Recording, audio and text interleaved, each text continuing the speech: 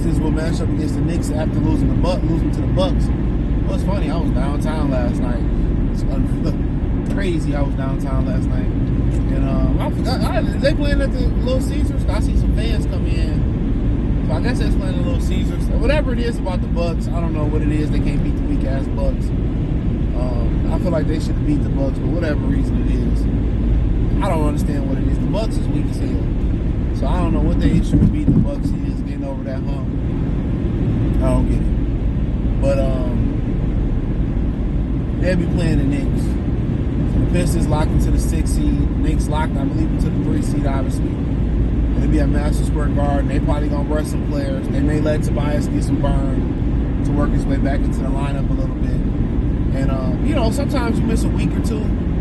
That don't actually, believe it or not, that helps your stamina. And sometimes I took a week or two off, or a week off from the gym. I ain't took 2 weeks off in a minute. I plan on taking 2 weeks off sometime this year, and in a row. And you come back better. Sometimes you come back, with better conditioning. Sometimes your body need that break. But it's a matchup that everybody looking forward to. A lot of people think the Pistons got a chance, a big chance. Usually upsets don't happen when everybody see them happening. So I think the Knicks will come prepared. I don't expect those Pistons to get out the first round. I've said that several times. It takes experience to get there. Playoffs are different beasts. The Knicks have playoff experience. So the Pistons are going to go through a learning curve. I hope they can get a game. That's what I'm hoping. They can win at least one game. It turns to a more half-court offense, which, in a way, it favors them because they're a great defensive team. And also, they got a great half-court offense. The ball just doesn't go in Cade Cunningham's hand. And I'll say this again. The Pistons can defend the Knicks, but the Knicks can't defend the Pistons. And I say that, when I'm saying that, the only problem that they have is defending Karl Anthony Towns. That's their biggest problem. Is defending Cat. You look at it, who can Bronson guard? That's the $1 million question. Who can Bronson guard? He can't guard Cade. He can't guard can't guard Tim Hardaway Jr. That'd be the easiest matchup. Can't guard Tobias, can't guard Duran. So once you start to kind of really start to talk about, who can he truly guard?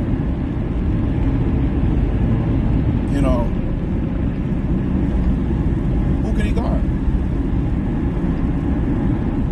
Who can he guard?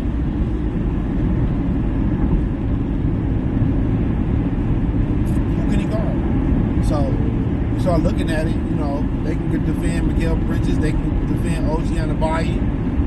They can defend those guys. So it's gonna be an interesting matchup. But Karl Anthony Towns is the key. How the Pistons stop him? Thibodeau don't believe going deep in his bench. You lucky if he goes 7 or 8 deep. And I think that's a stretch. You lucky if he goes 7 or 8 deep. No Diddy, no Harvey Weinstein, no Kevin Spacey. So the Pistons got a chance. You look at the Pistons, Cade, Hardaway Jr., Asar, Tobias, Duran, Beasley, Stewart, Hollins, Schroeder. They at least go 9 deep. Hopefully Sasha gets some experience. They can go 9 deep. So, and they can get 9, good minutes out of those guys. They can get 9 good minutes out of those guys.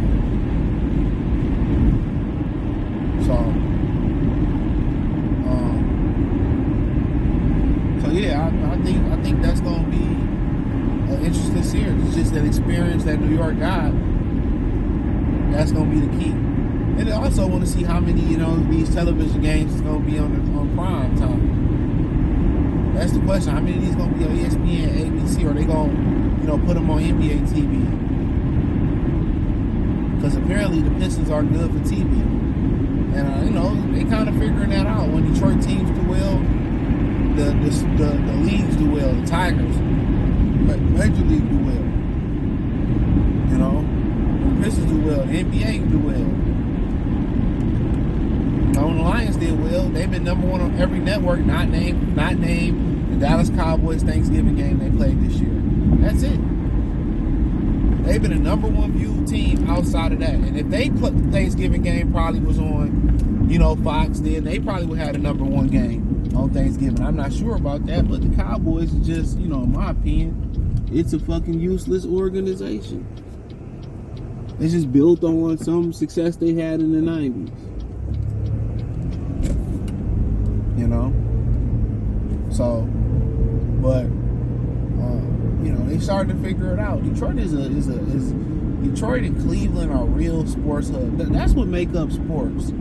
Places like Detroit, Cleveland, Boston, real sports town. LA ain't no real sports town. And to an extent, I give New York City a real sports town, but it, you know, they not really a real sports town like Cleveland, Boston, Detroit, Indianapolis. Those are real sports towns. I'll give it to Chicago. They're ride or die for they team, Chicago. But when you start like going to like, you start talking about like Atlanta, I don't consider them a real sports town, to be honest. That's no disrespect to Atlanta. I just look at the Southmore's College. You look at the southern sports towns, like it ain't really no great southern sports towns. They all, I mean, pro towns. They all good college teams, especially college football, baseball. Now turn into basketball. Like you think about it, like you look at Houston, they don't put the push behind Houston that the league should really put behind Houston or Dallas. Look at their population, and you know what I'm saying. Look at Jacksonville. It's the biggest city per square mile in the United States. You know, Miami, and when you start going down south, it's about college football.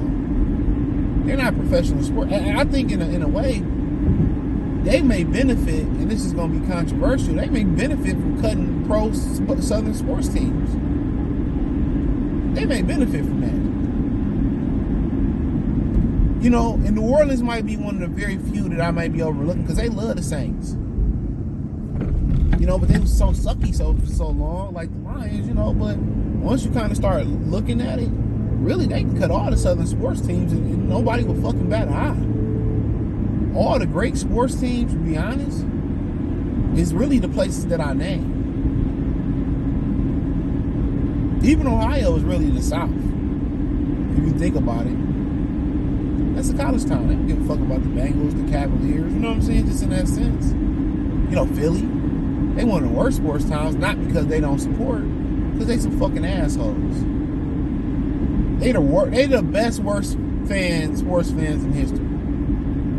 If that make any type of sense. And I think people who understand what I'm saying. They some a-holes. So these are the teams that, they should actually highlight. And it may sound callous, it might sound hard, it might sound like some wild ass shit, but it's true. It's true. They can really benefit if they slicing the leagues down. They don't want to play as many games. But the one thing about the Southern teams that they bring great weather. They bring great weather, They're more college-based,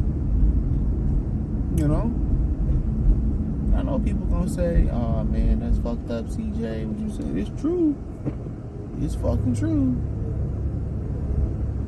It's true. But, that's just my honest observation of things. We could do without Southern professional teams in a lot of situations. We could. I'm not about to fight you for that parking spot. You can have it. Go ahead and get your parking spot. Come on. I'm fighting for a parking spot. Sorry. But that's all I pretty much had, man. But yeah, man. But yeah, let me know what y'all think, man.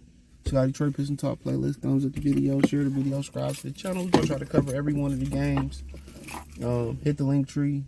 Follow me on Instagram, Facebook, everywhere I'm at, man. Check out my other platforms. All that's inside the link tree is the first link in the description. Peace.